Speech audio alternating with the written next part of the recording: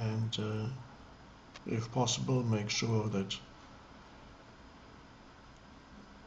you're not disturbed while we're here, and just give this time to yourself.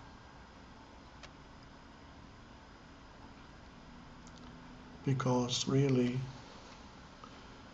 meditation in a wider sense just means being with yourself.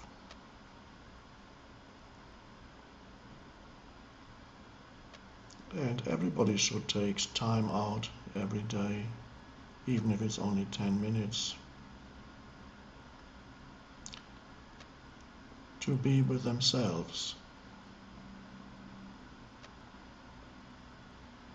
Now you may ask, am I not always with myself throughout the day? And you might even say, I'd rather get away from myself and my usual preoccupations, worries, anxieties, fears.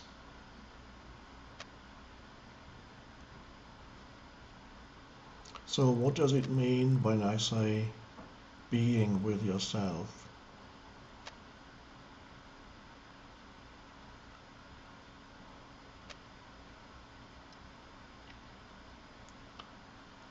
I don't refer to your usual sense of self, which I call the surface self. That's to do with all the thinking that goes through your mind throughout the day, the emotions you experience, all the things that happen in your life, your memories of who you are.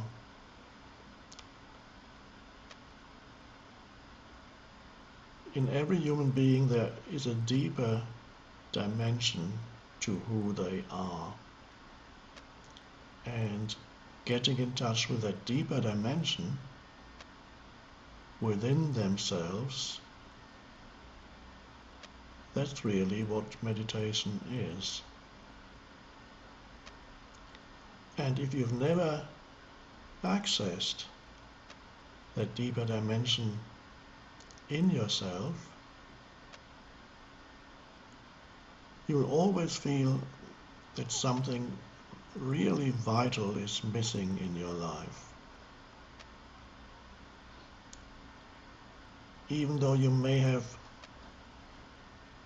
achieved many things on what I call the surface reality, the surface level of your life. Maybe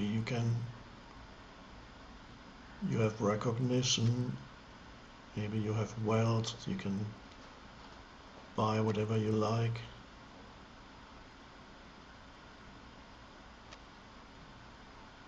And yet, you'll notice there's something that seems is still missing, a certain underlying dissatisfaction or discontent. It may not be there all the time, but it always resurfaces. And many people, I've met quite a few people who have achieved fame and fortune, and they all told me that after a while, after the initial elation of being suddenly wealthy or famous, recognized as important by the world, and soon the old discontent came back, a sense of insufficiency, also to do with fear. So no matter what you achieve on the surface level of life, if you haven't found that deeper dimension to who you are, your life is not really fulfilled. And there's so much frustration the frustration that people continuously experience in life is not really to do with the imperfection on the outer level of their life, because on the outer level things can never be perfect, or never perfect for very long. Things come and go. You lose here, you gain something there, you lose something here.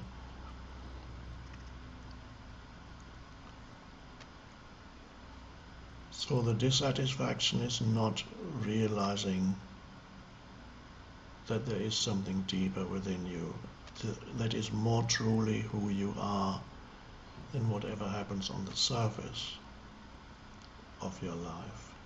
That really is the spiritual dimension. And that deeper self also connects you with the underlying deeper dimension of the universe. Because just like you, what we see in this world, the universe, the world, whatever you call it, it's all the surface of reality. Under that, and the great teachers and philosophers since ancient times have said that, realized it, there is an unseen dimension underneath that. There is a universal intelligence underneath all the phenomena that we experience through the senses. And you are one with that universal intelligence. And the way to connect with that universal intelligence that underlies all the manifold manifestations of life that continuously unfold around you is miraculous. Underlying all that, there is an intelligence, we can call it. There are other names we can use to talk about it. But it's only in you that you can find it. You can't find it out there. But once you find it in yourself, you recognize it out there. You can sense that intelligence or that consciousness is in everything.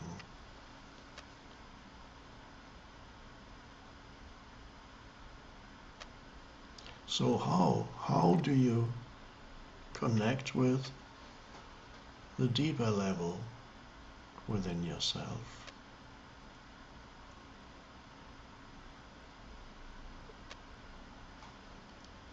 It's deeper than thinking, so you can't get there through thinking about it. It's deeper than the emotions. And yet it's always there. It's always there. And it's not that it's totally hidden from you. It's that the thinking, the thoughts, the emotions, and the sense perceptions draw all your attention to themselves. So people are kind of hypnotized by those things, especially thoughts, so they no longer can sense the dimension of depths, because every thought really demands your attention, and you follow it with your attention, and then it leads to another thought and another, and so in every thought is a voice in the head. It thinks and thinks and thinks, and you go and you think that's your life. All the thoughts that come and talk to you about who you are and what other people, who they are, and continuously your attention is being drawn into that mind activity, and emotions go with it. And that's the usual surface sense of self. And it's frustrating if there's nothing else. Everybody has that surface sense of self, of course, but if there's nothing else in your life except that, then your life is shallow. And the spiritual dimension is missing. So here we are, because we want to find the dimension of depth within ourselves, and it's already here. We just need to become aware of it. How? Well, that's what traditionally what meditation methods are for. But here I'd like to suggest to you to just investigate without actually using any technique as such. Just investigate with your attention what it means to be yourself.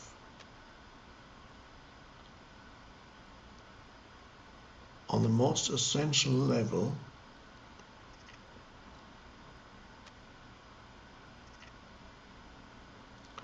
what does it feel like to be yourself? What is that sense of self? Can you get a taste or a glimpse of that sense of self without thinking about yourself? How is it possible that you can even think about yourself and about your life and all the things that make up your life? What makes that thinking possible?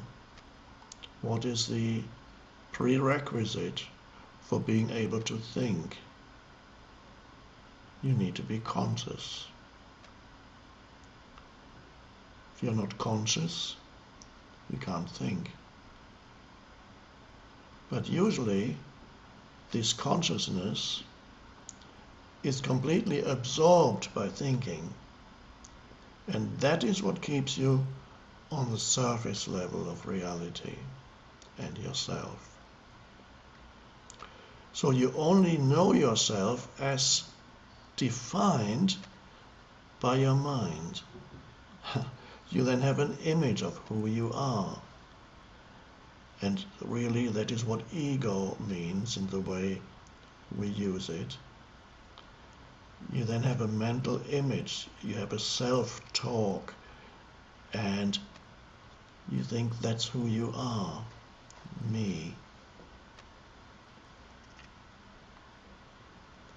But there is a more fundamental sense of self underneath all that, and that is your simple sense of presence. So I'm inviting you now to sense that there is more to you than all your thinking. What does it feel like without the thinking to be yourself? What is left when you're not thinking, but you're not falling asleep? Let's see if we can create a little gap in the stream of thinking. To some extent, me talking to you already does that. So if there's a little gap in the stream of thinking, like now, you go, and there's a moment of no thought.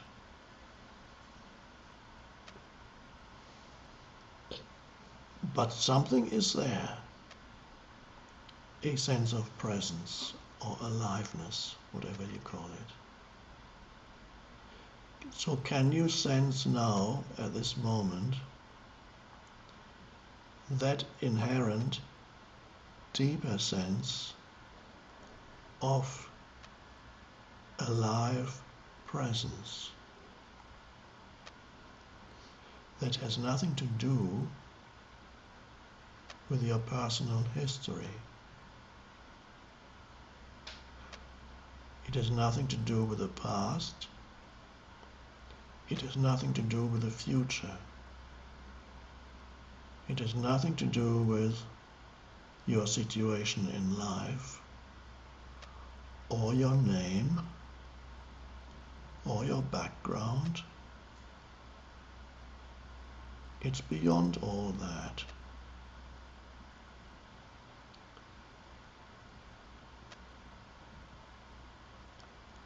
So, another way of putting it, can you sense that presence? You can't define it, it has no content, it's just space, spacious presence. And then you know that you are alive, without having to tell yourself that you are alive. Because the fact that you are alive is self-evident. Because you are conscious. And to say you are conscious, even that is not absolutely correct. Because in essence, it's not that you are conscious, but you are consciousness. That strange thing or no thing, that's the essence of who you are. And sensing yourself as that consciousness also frees you, liberates you from being completely trapped in your personal sense of self. Of course, that's still there on the surface. But now you can sense that you are actually deeper than that. Now you may notice that as I speak to you,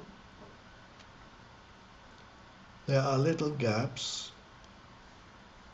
between words or sentences.